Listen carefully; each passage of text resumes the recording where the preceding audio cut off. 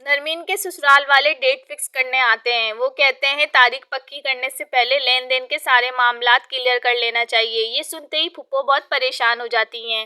वो कहती हैं लेन देन का मतलब मैं नहीं समझी। मैं तो बस जो कपड़े और जहेज लड़की को दिया जाता है वही दे सकती हूँ। जिसपे लड़के की माँ कहती है ऐसा कैसे कर सकती हैं आप, आजकल ये सब नहीं होता, हमें घर भी चाहिए और गाड़ी भी।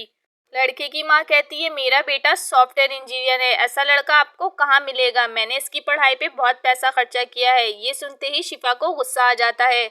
शिफा कहती है तो आप साफ साफ कहें ना कि जो भी पैसा आपने खर्चा किया है अपने बेटे पर वो आप हमसे वसूलेंगी, या फिर आप अपनी बेटी की बोली लगा रही हैं और जो लड़की वाले ज्यादा बोली लगाएंगे आप उससे अपनी बेटी की शादी करवा देंगी। और फिर माज और शिफा दोनों को घर से बाहर निकाल देते हैं।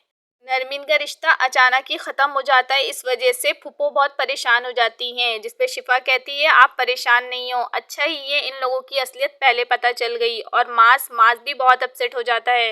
मास कहता है शिफा से आजकल की दुनिया में पैसा ही मैटर करता है, मैं सोच रहा हूँ कि मैं मुल्क से बाहर चला जाऊँ, मैंने अप्लाई भी किया है। जिसपे शिफा कहती है नहीं, हम तुम्हारे बिना कैसे रहेंगे, पैसा ज़रूरी नहीं है, तुम परेशान नहीं हो माज, हम मिलजुल कर कोई ना कोई इस मसले का हल निकाल लेंगे। फिर माज सुबह जॉब के लिए उठता है और उसकी बाइक नहीं होती। वो शाजेर को कॉल ही कर रहा होता है कि इतने में शाजेर घर पहुंच जाता है माज के।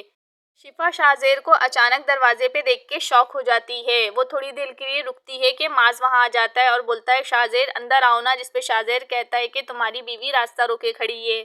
माज शिफा का हाथ पकड़कर उसे एक तरफ करता है ताकि शाजेर अंदर आ जाए, लेकिन शाजेर जैसे ही अंदर आता है साथ ही उसके साथ एक ब्रांड न्यू बाइक भी होती है।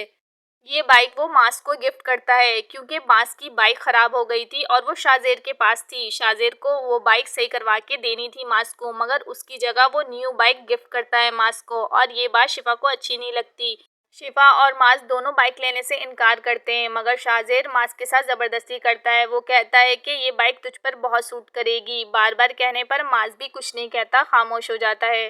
शाजेर कहता है क्या तेरे घर में मेहमानों को अंदर नहीं बुलाया जाता। जिसपे मास कहता है हाँ आओ ना अंदर बैठो। शाजेर पूरी फैमिली से बेतकल्लुफ़ी से मिलता है और मास की अम्मी को अम्मी ही कहता है।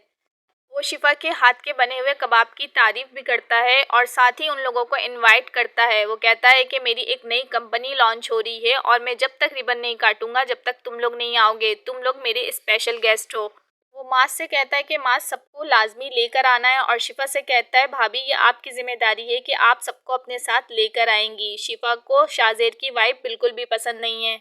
जैसे ही शाजेर वहाँ से जाता है शिफा माज से कहती है कि मुझे ना तो इसकी हरकतें पसंद हैं और मुझे तो इस पर डाउट होता है, भरोसा भी नहीं होता। पता नहीं तुम कैसे भरोसा करते हो इस पर, इसके बात करने का तरीका देखा है, हम लोग नहीं जाएंगे तो वो रिबन नहीं काटेगा। क्यों भाई, हम तुम्हारे कौन लगते हैं जो तुम रिबन नहीं काटोगे।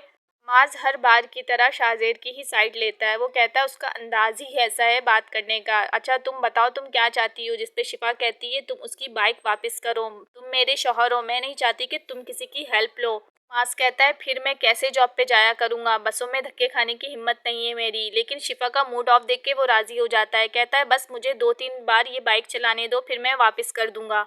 शाजेर की पार्टी में जाने के लिए जब कपड़े देखता है मास तो शिफा कहती है इसका मतलब तुम पार्टी में जा रहे हो। वो कहता है हाँ सब जा रहे हैं वरना उसे बुरा लगेगा। जिसपे शिफा कहती है मैं हरगिज नहीं जाऊंगी। ये सुनते ही मास भी गुस्से में आ जाता है।